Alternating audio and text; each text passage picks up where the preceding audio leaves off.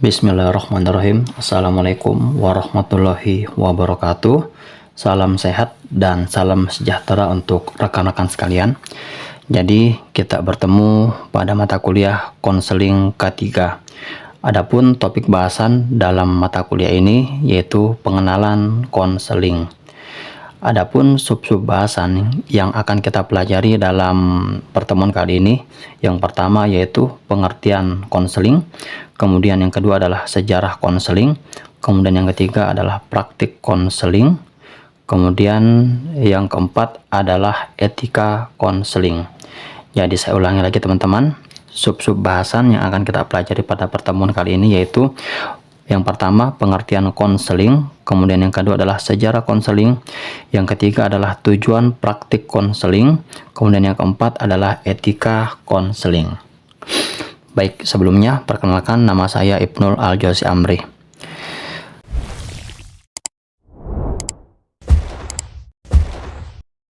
Baik teman-teman, langsung saja kita masuk pada pembahasan inti terkait dengan pengertian konseling. Jadi sebelum kita memahami lebih dalam terkait dengan konseling, kita akan mencari tahu arti dari konseling itu sendiri dari para ahli. Jadi ada 4 ahli yang akan saya sebutkan teman-teman. Yang pertama adalah Carl Rogers. Jadi Carl Rogers ini adalah salah satu tokoh terkemuka dalam dunia konseling humanistik. Rogers mendefinisikan konseling sebagai proses yang membantu individu untuk mengidentifikasi dan mencapai tujuan mereka dengan mengembangkan kemampuan mereka untuk memahami dan mengatasi masalah-masalah yang menghalangi perkembangan mereka. Jadi itu menurut Carl Rogers teman-teman. Kemudian menurut Gerald Egan, jadi Egan menyatakan bahwa konseling adalah suatu proses di mana seseorang konselor bekerja dengan individu untuk membantu mencapai pemahaman yang lebih baik tentang dirinya, mengidentifikasi masalah, dan mengembangkan keterampilan dalam menghadapi masalah tersebut. Kemudian yang ketiga adalah menurut Frank Person. Person salah satu tokoh awal dalam konseling karir. Frank Person mendefinisikan konseling sebagai bantuan individu dalam memahami diri mereka sendiri dan dunia pekerjaan, serta membuat pilihan karir yang tepat berdasarkan pengetahuan yang benar. Sedangkan menurut Cortland Lee, jadi Lee menjelaskan konseling sebagai proses yang membantu individu untuk mengenali, memahami, dan mengatasi masalah pribadi, sosial, dan akademis yang menghalangi pertumbuhan dan perkembangan mereka. Itu menurut para ahli teman-teman. Kemudian pengertian konseling secara umum yaitu konseling merupakan suatu proses interaktif yang melibatkan bantuan seorang konselor kepada individu ataupun kelompok dalam rangka membantu mereka mengatasi masalah pribadi, mengembangkan pemahaman, dan meningkatkan kualitas hidup. Praktek konseling biasanya bertujuan untuk membantu klien mengatasi masalah emosional, psikologis, dan interpersonal yang sedang dihadapinya.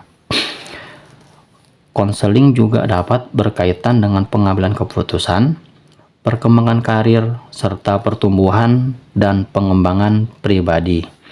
Jadi itu dia teman-teman, pengertian konseling menurut para ahli dan pengertian secara umum. Kemudian pembahasan berikutnya adalah tentang sejarah konseling teman-teman. Baik, sejarah konseling, awal mula sejarah bimbingan konseling berasal dari Amerika Serikat, tepatnya pada tahun 1908, ketika Frank Parson, yang dikenal sebagai Bapak Gerakan Bimbingan dalam Pendidikan Amerika, mendirikan sebuah vocational bureau. Tujuan dari bimbingan konseling adalah membantu para pemuda dalam memilih pekerjaan ataupun karir yang sesuai dengan keahlian mereka, sekaligus melatih para guru agar mampu memberikan bimbingan kepada murid-muridnya. Pada saat yang hampir bersamaan, layanan konseling dimulai pada tahun 1898 di sebuah SMA. Berkat upaya JCB pada tahun 1907, Davis berupaya untuk menciptakan program bimbingan pendidikan bagi siswa SMA di Detroit. Kemudian pada tahun 1905 muncul Komite Bantuan Siswa Sekolah Menengah di New York yang didirikan oleh Eli Weaver. Dalam pengembangan program komite tersebut, ia menyadari bahwa siswa sangat membutuhkan saran dan konsultasi sebelum memasuki dunia kerja. Kemudian pada tahun 1920 diharapkan bahwa para konselor di Boston dan New York akan memainkan peran yang sangat penting dalam membantu siswa memilih pekerjaan yang sesuai dengan keahlian individu. Kemudian, perkembangan bimbingan konseling pada awalnya difokuskan pada bimbingan karir bagi individu yang akan memasuki dunia kerja.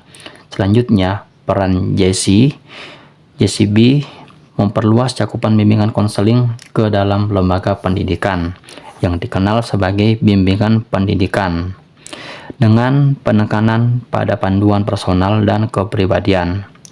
Dari sini, sejarah bimbingan konseling terus berkembang di berbagai bidang, termasuk dalam pemahaman dan aktivitas bimbingan konseling dalam konteks ilmu sosial, keagamaan, kewarganegaraan, budaya, dan masih banyak bidang lainnya. Kemudian, bagaimana sejarah perkembangan konseling di Indonesia? Baik teman-teman, di sini saya akan coba memberikan pemahaman tentang sejarah perkembangan konseling yang berkembang di Indonesia. Layanan konseling dalam sistem pendidikan di Indonesia telah mengalami beberapa perubahan nama. Jadi pada kurikulum 1984, layanan ini awalnya dikenal sebagai bimbingan dan penyuluhan atau BP. Lalu pada kurikulum 1994 berubah nama menjadi bimbingan dan konseling atau BK. Dan nama ini masih digunakan hingga saat ini. Perbincangan mengenai layanan bimbingan konseling dimulai di Indonesia pada tahun 1962. Namun resmi diterapkan di sekolah-sekolah pada tahun 1975 sesuai dengan kurikulum yang berlaku. Kemudian pada tahun 1984 bimbingan konseling diperbarui dengan memasukkan bimbingan karir di dalamnya.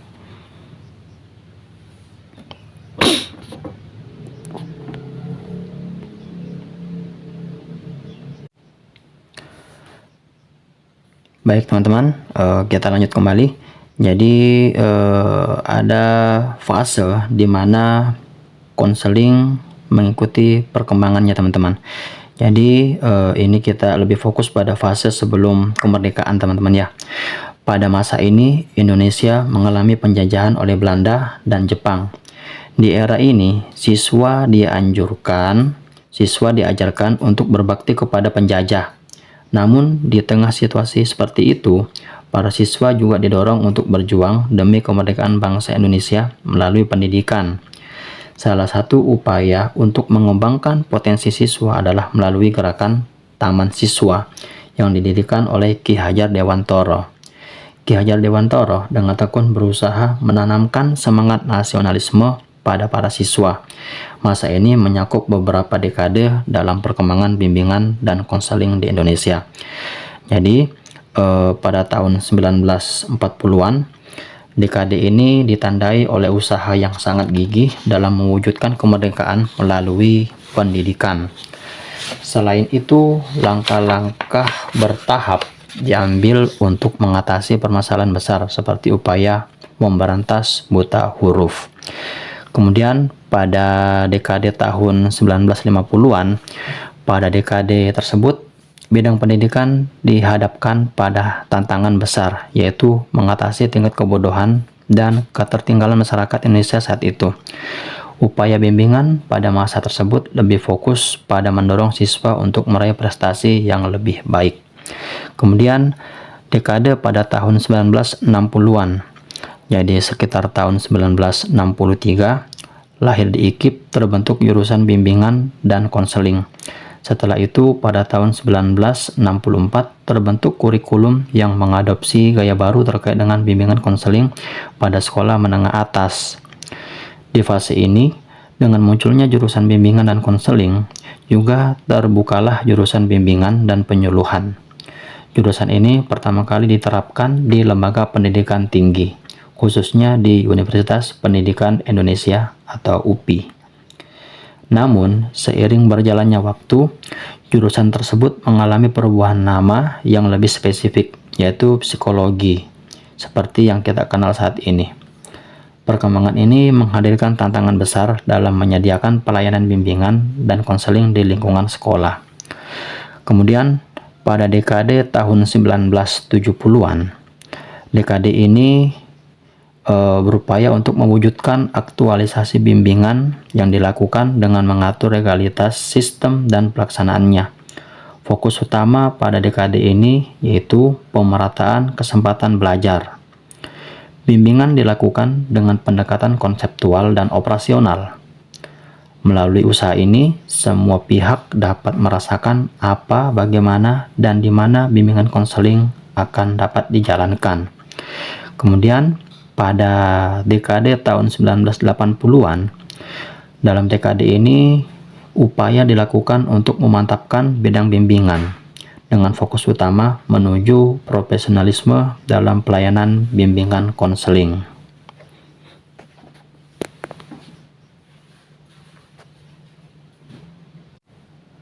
Baik teman-teman, kita beralih pada tujuan praktik konseling. Jadi, isu kesehatan mental dapat berdampak pada berbagai segmen masyarakat. Penyebab permasalahan kesehatan mental juga dapat berasal dari beragam aspek kehidupan, termasuk sosial, pendidikan, keuangan, dan pekerjaan. Dalam realitasnya, isu-isu kesehatan mental sering muncul di dunia industri, organisasi, bahkan di lembaga pendidikan. Beban kerja dan interaksi antar karyawan dapat menjadi penyebab adanya stres pada pekerja. Kesejahteraan psikologis adalah salah satu faktor yang dapat mempengaruhi produktivitas karyawan, sehingga konseling karyawan menjadi sangat penting untuk mengatasi permasalahan ini. Pasalnya, kontribusi karyawan memiliki dampak yang signifikan terhadap kinerja keseluruhan pada perusahaan.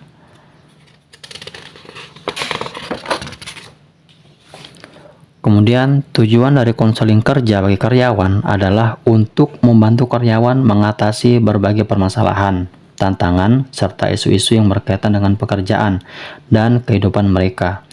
Jadi teman-teman, di sini ada beberapa tujuan konseling. Di antaranya adalah sebagai berikut. Yang pertama adalah tujuannya adalah untuk meningkatkan kinerja. Kemudian yang kedua adalah untuk penyelesaian konflik. Kemudian yang ketiga adalah untuk memanajemen stres. Kemudian yang keempat adalah pengembangan keterampilan. Kemudian yang kelima adalah keseimbangan kerja dan hidup. Kemudian yang keenam adalah peningkatan hubungan kerja. Kemudian yang ketujuh adalah kemajuan karir. Kemudian yang kedelapan adalah pemahaman diri. Kemudian yang kesembilan adalah penanganan permasalahan pribadi. Dan yang kesepuluh adalah peningkatan kepuasan kerja.